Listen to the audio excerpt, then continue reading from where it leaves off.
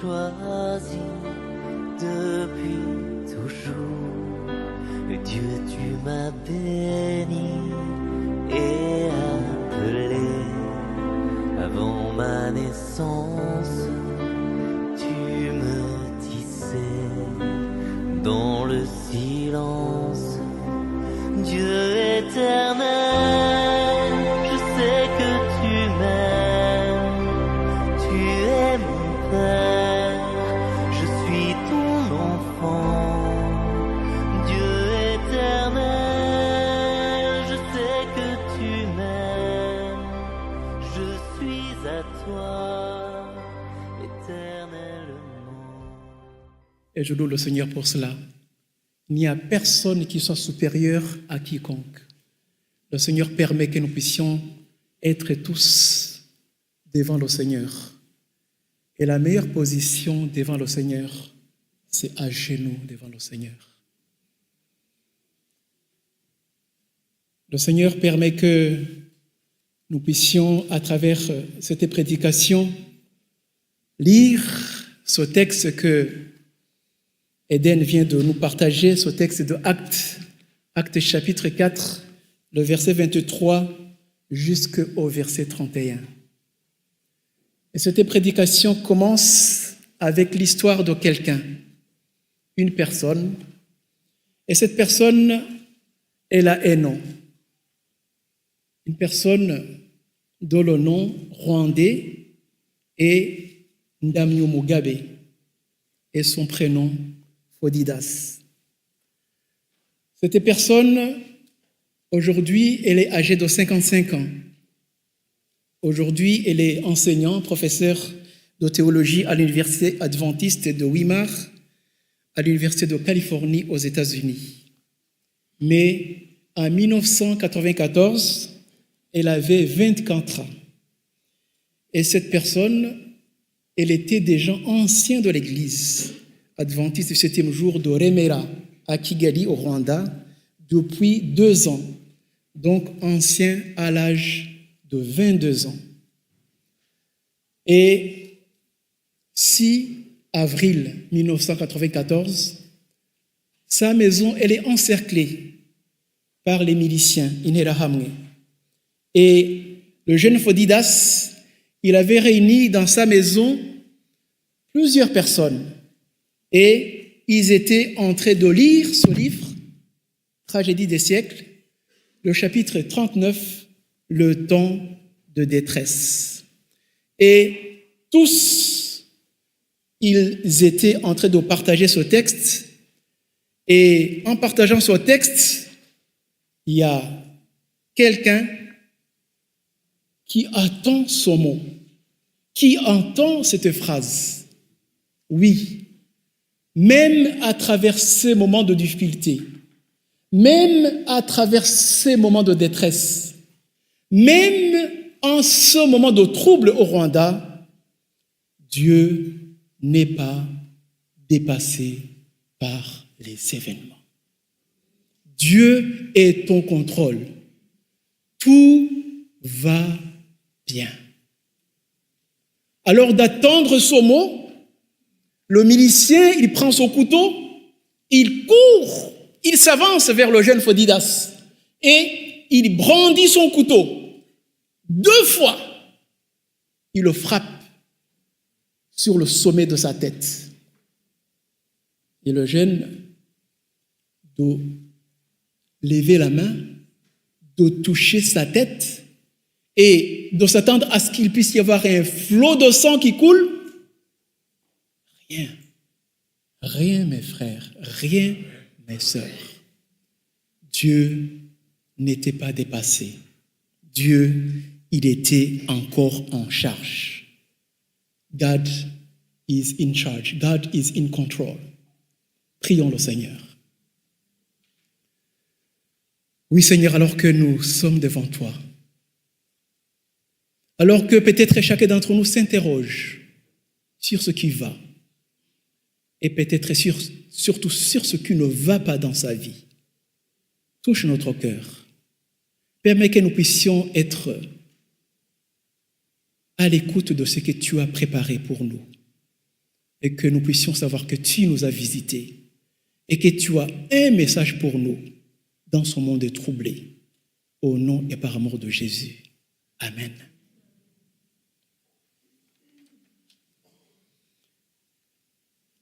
Comment va le monde aujourd'hui? Et j'allais ajouter, comment va la France aujourd'hui?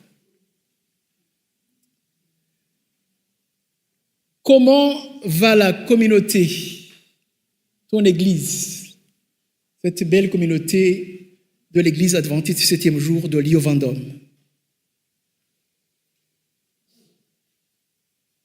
Lorsque sabbat 30 août 2025, j'étais à l'écoute de la prédication de notre bien-aimé, de mon bien-aimé frère Germain Abenaki, c'est comme si,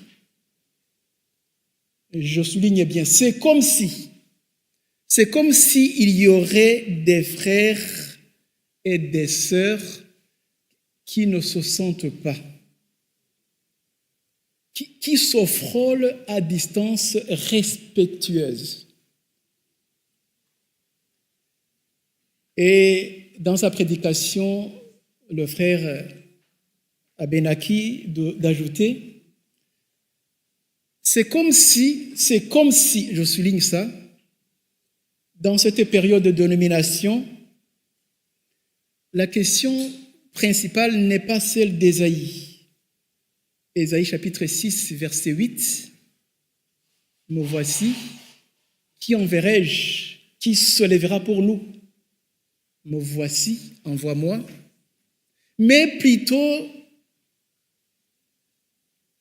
peut-être cette question qui se dit, mais comment ça se fait qu'on ne m'appelle pas pour être ancien? Comment est-ce qu'on ne m'appelle pas pour être responsable de département alors que je suis plus capable? Et les noms de une telle de venir dans nos esprits, mon esprit, des noms de ceux qui sont moins qualifiés que moi. Lorsque je prends la parole de Dieu et que je lis dans Matthieu chapitre 20,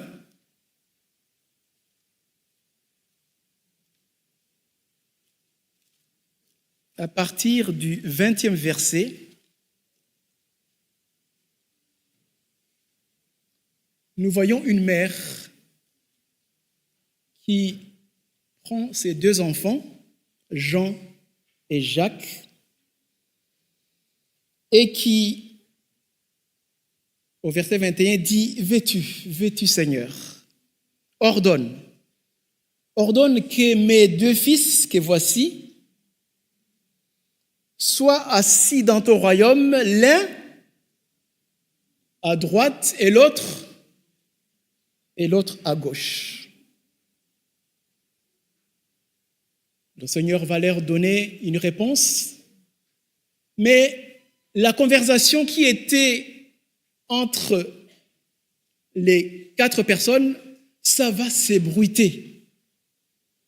Et lorsqu'on va lire le verset 24, les 10 ayant entendu cela, ils furent indignés. C'est pas possible. Dans ma langue maternelle Kinyarwanda, on dit Abavumyi barazirana. Je suis animé du même esprit, je planifie de faire exactement la même chose, je soupçonne quelqu'un de quelque chose alors que je voulais faire pire que lui.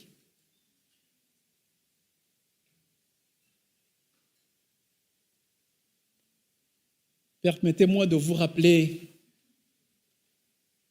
peut-être lors de ma dernière prédication, le temps passe vite, 7 ans déjà, les paroles qui sont chantées, qui sont dites, par une célébrité d'antan, Dalida. Je fredonne pas les chansons, mais je dis les mots. Je te regarde comme pour la première fois. Encore des mots. Toujours des mots. Les mêmes mots. Tu es cette belle histoire d'amour. Des mots faciles. Des mots fragiles. Parole, parole, parole. Rien que deux mots. Des paroles qui passent par la bouche, mais jamais, jamais sur le cœur. Heureusement que dans ce beau livre que nous avons, nous n'avons pas un livre qui s'appelle les paroles des apôtres, mais les actes. Les actes. Les actes des apôtres.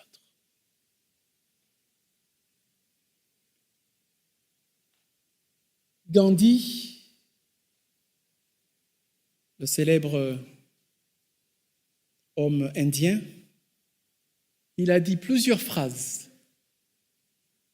Et parmi les phrases, lorsque je faisais ma recherche, il y en a une qui disait « Montre-moi juste un chrétien, montre-moi juste un chrétien, montre-moi. » Et il a dit également « Sans doute serais-je chrétien si le chrétien l'était 24 heures par jour. »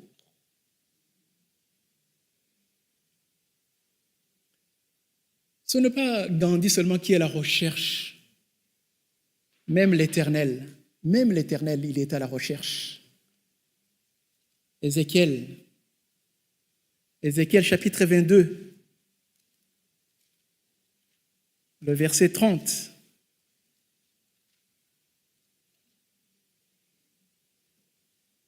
Je cherche parmi eux un homme, une femme, un jeune, qui élève un mur, qui se tienne à la brèche devant moi en faveur du pays, afin que je ne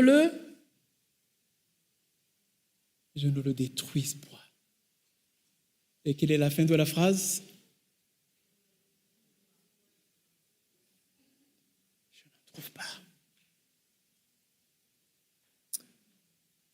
La bonne nouvelle aujourd'hui, c'est que cette recherche produira des fruits. Elle produira des fruits à la gloire du Seigneur Jésus-Christ. Lorsque je prends ce livre des Actes des Apôtres et que je lis le verset 13, Actes chapitre 4, le 13e verset,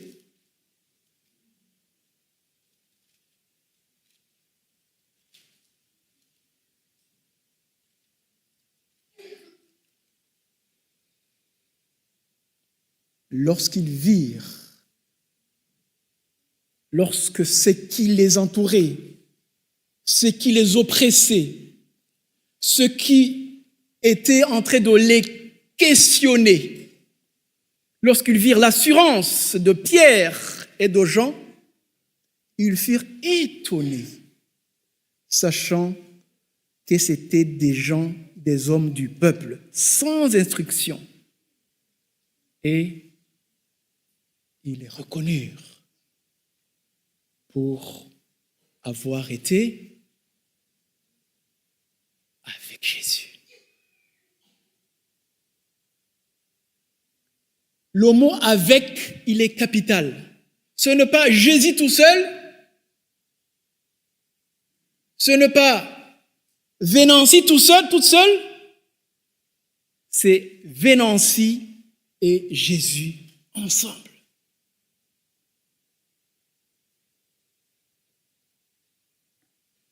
Quelque part, il y a cette histoire, vraie ou fausse, je ne sais pas,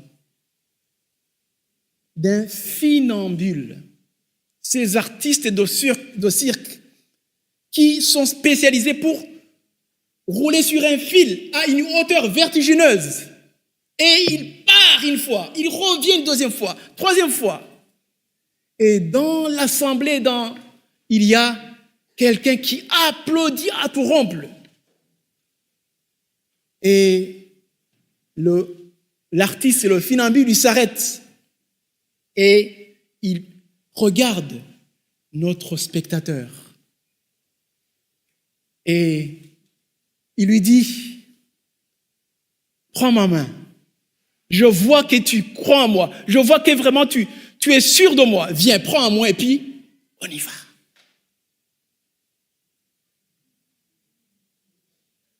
La question, serions-nous devenus des spectateurs chaque sabbat matin? Serais-je devenu le spectateur qui applaudit le Seigneur chaque matin, qui parle de Christ chaque matin, mais qui lorsqu'il me tend la main pour être avec lui, niet. Eden, lorsqu'elle a lu ce texte de Actes, toujours chapitre 4, au verset 23, le verset 23. Après avoir été relâchés, ils allèrent vers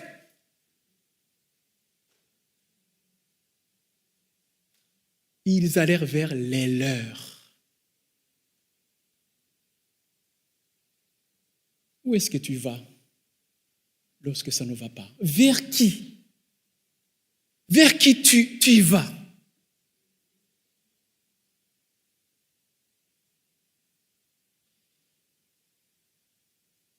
Où vas-tu lorsque tu es stressé? Où vas-tu lorsque tu es torturé? Où vas-tu lorsque tu es susurré? Où vas-tu lorsque tu es pressuré par les vicissitudes de la vie? Où vas-tu?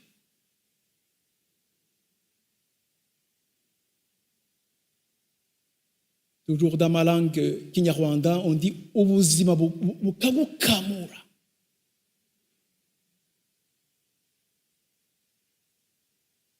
Ils allèrent vers les leurs. Et au verset 24, ils élevèrent à Dieu la voix. Vous complétez? Tous ensemble.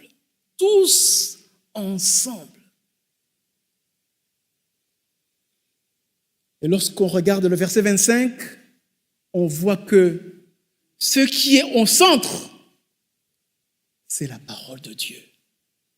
Animés par l'Esprit, ils sont en train de citer le psaume 2. Ils sont en train d'évoquer les promesses de Dieu. Et quand je jette un regard dans le psaume 2, au verset 12, le dernier verset, on nous dit « Heureux tous ceux qui se confient en qui? En lui. »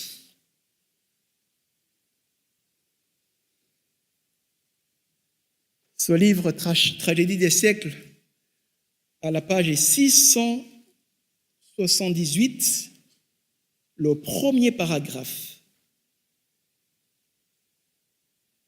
nous dit ceci. Bienvenue Joanie, les enfants. Seuls échapperont à la redoutable séduction qui subjuguera le monde, ceux qui étudient diligemment les Écritures et qui ont l'amour de la vérité. C'est grâce au témoignage de la parole de Dieu qu'ils découvriront le séducteur sous son déguisement. L'heure de l'épreuve sonnera pour tous et le crible de la tentation fera connaître les vrais chrétiens. Question. Le peuple de Dieu est-il assez enraciné dans la vérité pour pouvoir résister au témoignage même de ses propres sens? Deuxième question. Saura-t-il au cours de cet écrit s'attacher aux Écritures et aux Écritures seules? Et le mot qui suit est redoutable. Satan fera tout. Je répète, Satan fera tout pour empêcher les fidèles de se préparer à rester fermes. Il disposera les circonstances de façon à leur barrer la route, à les absorber par les trésors terrestres, à les charger d'occupation, à apaisantir leur cœur par les soucis de la vie, afin que tel un voleur, le jour de l'épreuve, les prenne à l'improviste.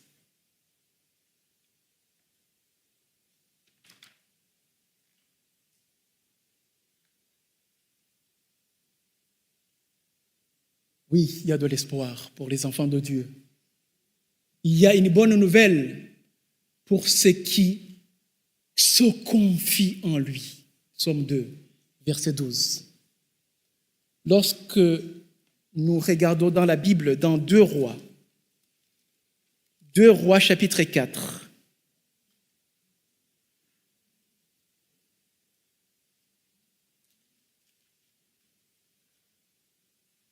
nous aurions l'impression que ce n'est que misère, que ce n'est que souffrance, que ce n'est que de ça ne va pas.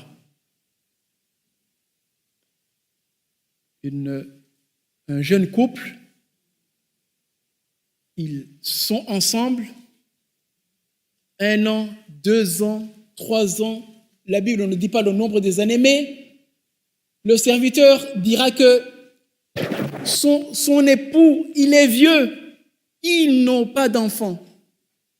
Et la jeune, elle pose une question à son époux au verset 9 en disant: voici, je sais que c'est un homme qui passe tout le temps chez nous, c'est un cet homme de Dieu. Faisons une petite chambre haute avec des murs et mettons aussi pour lui un lit, une table, un siège et un chandelier, afin qu'il s'y retire. Lorsque il viendra, il passera par notre chemin. J'ai des difficultés, je me détache de mes difficultés et je m'occupe de l'œuvre du Seigneur. Je m'occupe du serviteur du Seigneur. Je m'occupe de la maison du Seigneur.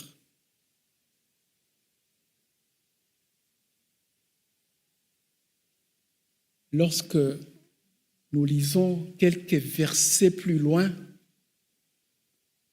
nous remarquons la beauté qui était exhibée dans le cœur de cette femme. Cette beauté qui nous montre à travers le verset 20,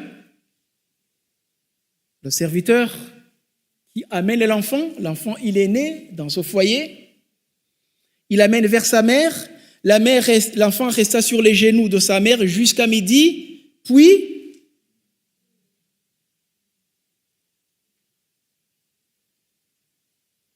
tromperie sur la marchandise.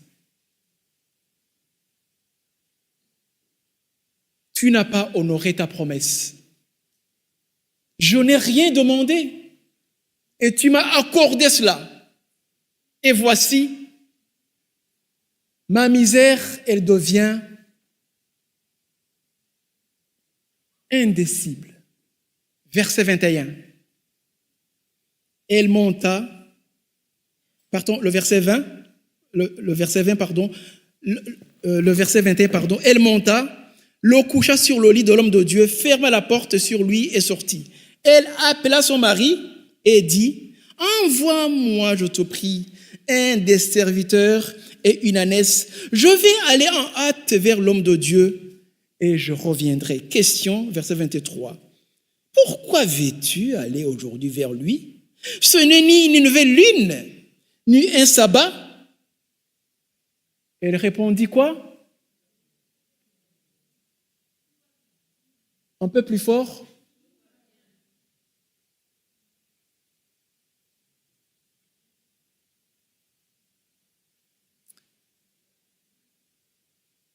tout va bien.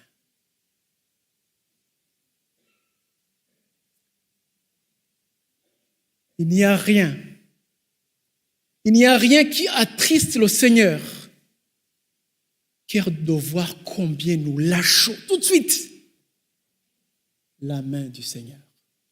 Lorsque les circonstances font que, oui, ça soit logique, cartésien, de lâcher la main du Seigneur. Lorsque je lis dans son livre Patriarches et Prophètes, à la page 297, et ça tombe bien, ça fait partie de notre leçon de l'école du sabbat durant ce trimestre. Nous lisons ce qui suit. Bien des personnes s'étonnent de l'incrédulité et des murmures d'Israël et se disent qu'à sa place, elle n'aurait pas été aussi ingrate. Mais rencontre-t-elle de très petites contrariétés et ne manifeste ni plus de foi, ni plus de patience que l'ancien Israël.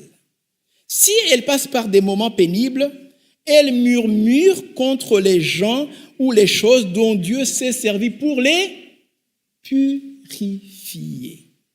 D'autres, dont les besoins actuels sont satisfaits, ne savent se confier en Dieu pour l'avenir et sont dans une agitation continuelle à la pensée que l'indigence pourrait les atteindre, ainsi que leurs enfants. D'autres encore, constamment préoccupés des maux possibles ou grossissant de tracas réels, ne voient plus les nombreux bienfaits de la providence qui appellent leur gratitude. Suivez bien ce qui suit. Les vexations qu'elles rencontrent et qui devraient les rapprocher de Dieu, seule source de tout secours, ne font que les en éloigner, parce qu'elles n'éveillent dans leur cœur qu'inquiétude et ressentiment. Il est triste d'avoir si peu de foi en Dieu. Qu'il est triste de voir si peu de foi en Dieu.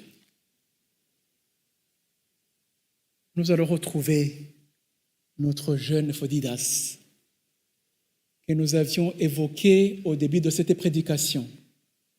Et là, d'étape en étape, de péril en péril, il va être amené jusqu'à ce qu'il lui soit demandé de creuser sa propre tombe.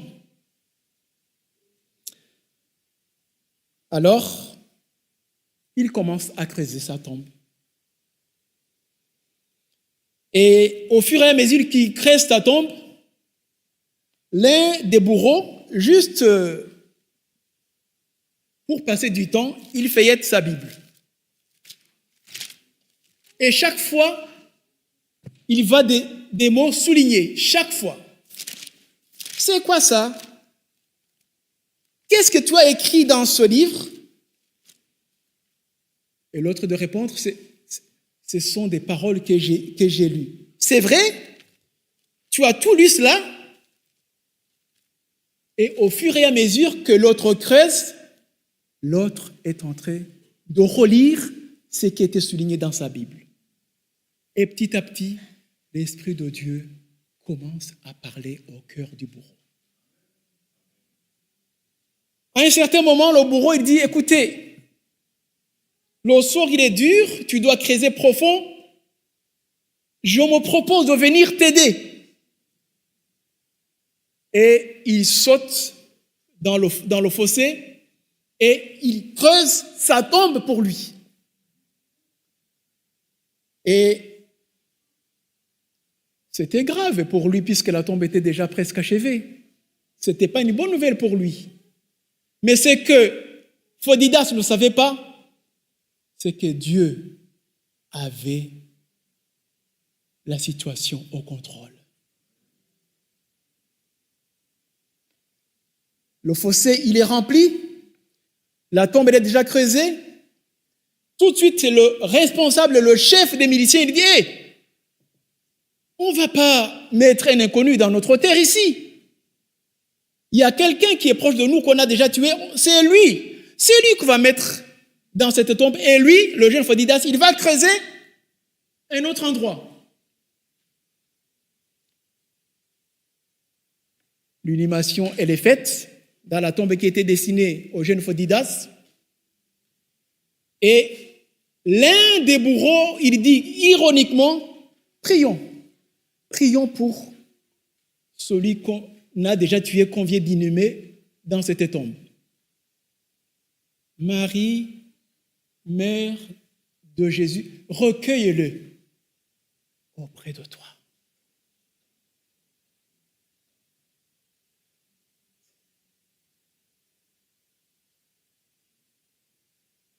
Ces mots décentrent Phodidase sur lui. Moi qui pensais à ma survie, à ma sécurité, à ma vie,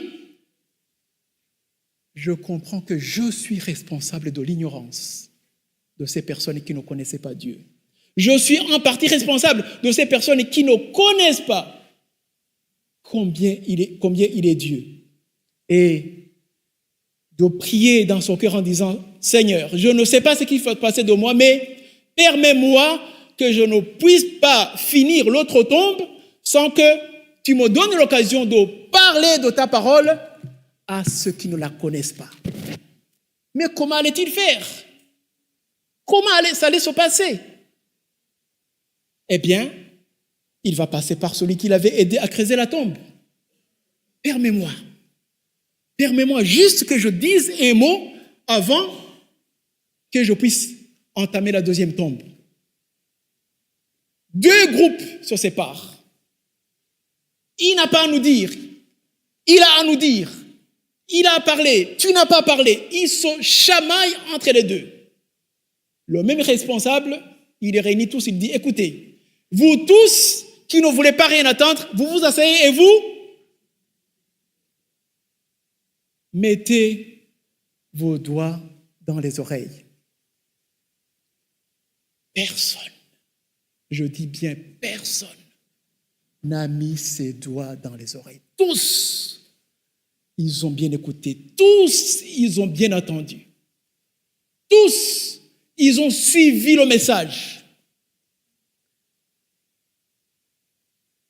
Et ce message parle de notre identité. Qui sommes-nous? Qui es-tu? Le monde nous a tellement déstructurés que nous ne savons plus qui nous sommes réellement. Et le texte de 1 Pierre, chapitre 2, verset 9, nous dit que nous sommes une race élue. Nous sommes un sacerdoce royal. Nous sommes une nation sainte. Nous sommes un peuple acquis. Acquis pour faire quoi? Quelle est notre mission? Si je n'annonce pas les vertus de celui qui m'a sorti du Rwanda, de mes péchés que j'ai confessés au Seigneur, qu'il m'a pardonné, eh bien, je vais perdre mon identité. Chacun d'entre nous sait pertinemment où le Seigneur l'a tiré. Lorsque tu étais en difficulté, lorsque tu étais abonné à l'alcool, drogué, je ne sais à quel péché, chacun d'entre nous, il n'y a pas de petit péché. Et lorsque je sais où le Seigneur m'a enlevé, je sais exactement qui je suis, mais également la mission que le Seigneur me donne. Et ce message, après avoir été donné, personne parmi la foule qui était là, personne n'a plus pensé mettre la main sur le jeune Phodidase. Il a été amené, caché, logé, nourri, protégé jusqu'à la fin du temps de trouble. Et parmi ces personnes, ces tortionnaires, il a contribué à baptiser 100 120 personnes.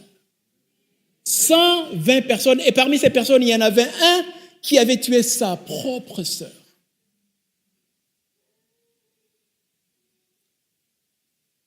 Lorsque nous sommes vers la conclusion, je lis ce texte de Tragédie des siècles à la page 722. Tragédie des siècles. 722.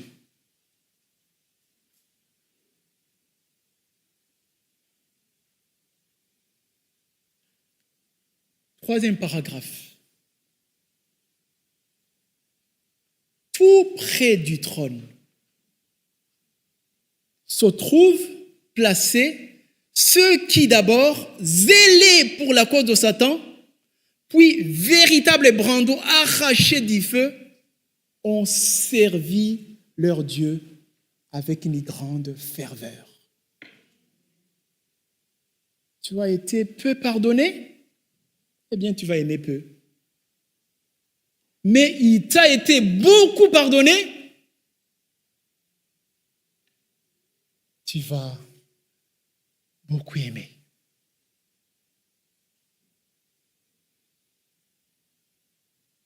Je ne pourrais pas terminer cette prédication sans lancer un appel. Un appel à travers un homme. Un homme qui avait, comme il disait lui-même, du sang sur les mains. Et cet homme, dans ce livre de Actes, chapitre 26,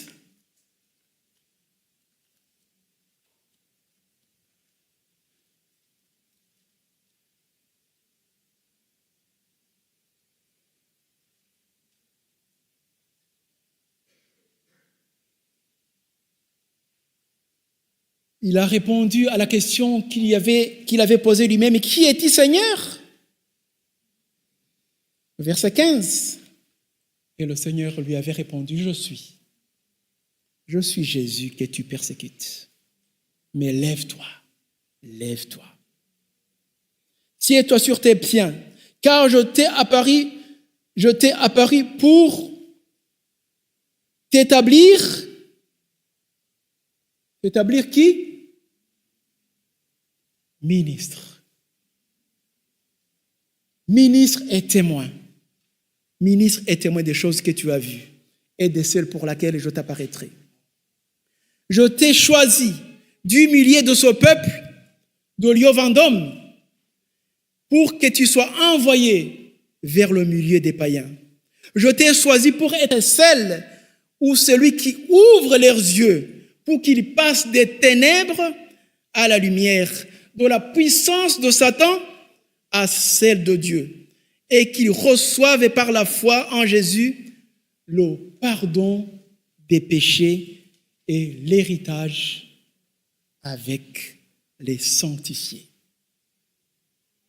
Et le verset 19, il nous dit, en conséquence, roi Agrippa, je n'ai pas résisté.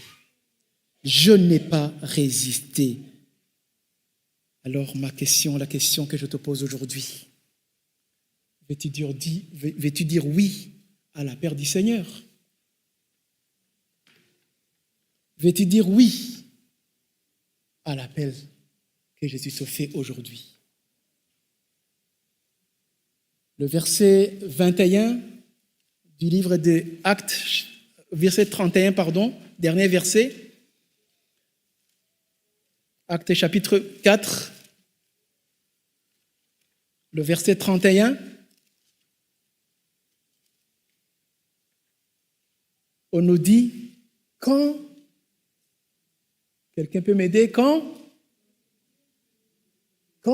ils eurent fini de prier, ce n'est pas une seule personne qui a prié. Et c'est dans cet esprit que je demande à 3 personnes, un homme, une femme, un jeune, d'élever une prière au Seigneur. 3 personnes volontaires Un homme de son côté, une femme de son côté, un jeune de son côté. Si vous le permettez, on va se mettre à genoux.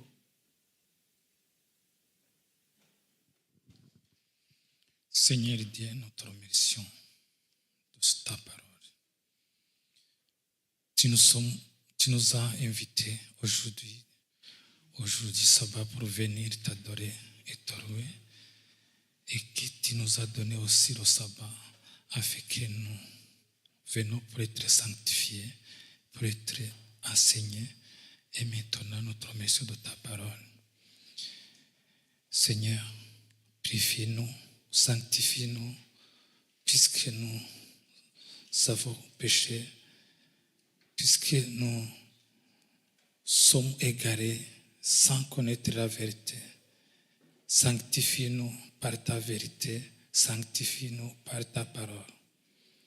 Nous avons bien entendu beaucoup d'histoires. Nous avons entendu l'histoire de Fordedas, comment a été sauvé par toi-même. Et nous aussi, tu as besoin de nous sauver.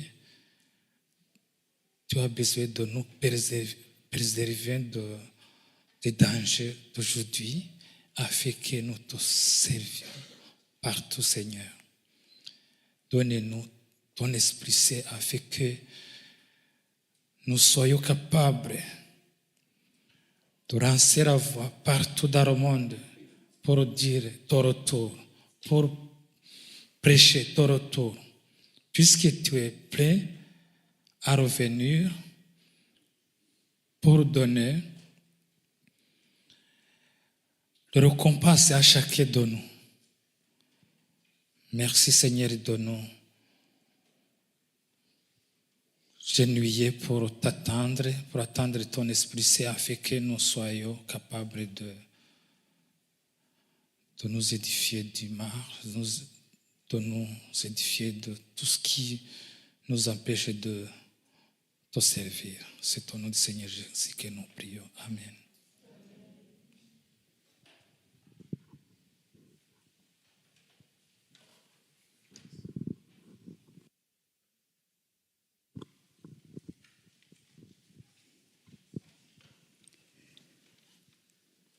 Oui, Seigneur.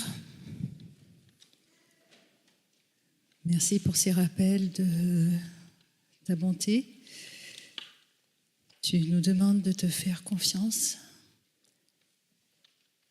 Et parfois nous oublions tout ce que tu as déjà accompli pour nous et ce que tu as promis d'accomplir encore pour nous. Pardonne-nous pour cela. Seigneur, nous voulons être tes témoins. Et tu connais aussi notre adversaire qui veut nous boucher les oreilles et boucher aussi nos bouches. Mais Seigneur, nous voulons aller avec la force que tu nous donnes. Tu as promis cette force et nous voulons te faire confiance. Et comme dit le psaume, heureux ceux qui placent leur confiance en l'Éternel. Alors Seigneur, nous voulons placer notre confiance en toi malgré notre faiblesse. Et accompagne-nous pour que nous puissions être cette lumière que tu demandes à chacun d'entre nous, qu'importe où nous nous trouvons. Donne-nous ces occasions, même dans les moments les plus terribles, comme ce jeûne. Donne-nous cette occasion de ne pas baisser les bras et continuer avec toi, afin que nous puissions aussi, Seigneur, nous tenir debout lorsque tu viendras et que nous ne puissions pas perdre cet objectif malgré tous les tracas qui se présentent devant nous. Je te prie pour chacun de nous. Garde-nous dans ta paix. Amen.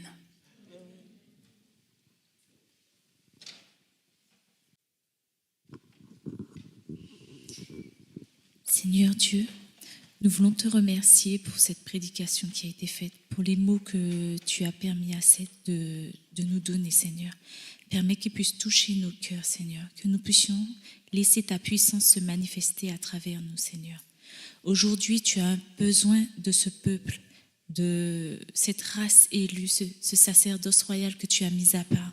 Aujourd'hui, permets-nous de prendre conscience dans l'état d'urgence que nous sommes et que nous avons besoin de toi, de te laisser agir dans nos vies. Garde-nous, protège-nous, bénis-nous et continue, Seigneur, cette œuvre en nous afin que nous puissions hâter ton retour, Seigneur. C'est tout ce que je voudrais te demander en cet instant. Amen.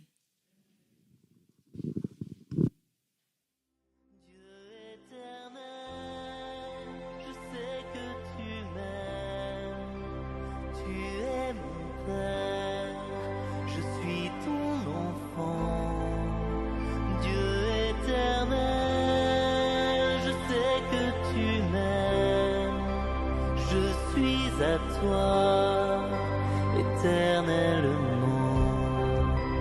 où donc aller, loin de ton souffle, où m'enfuirais-je, loin de ta face, je monte aux cieux, mon Dieu, tu es là, dans les abîmes. Ta main est sur moi, Dieu éternel.